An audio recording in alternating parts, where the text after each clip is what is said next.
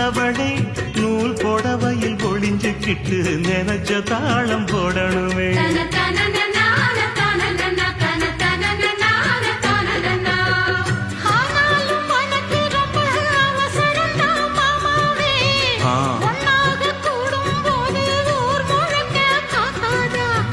பார்த்தாலும் தவறு இல்ல பனியுறங்கும் ரோசாவே, உன்னால சொத்த வச்ச மூக்குலதான் வைக்காதா.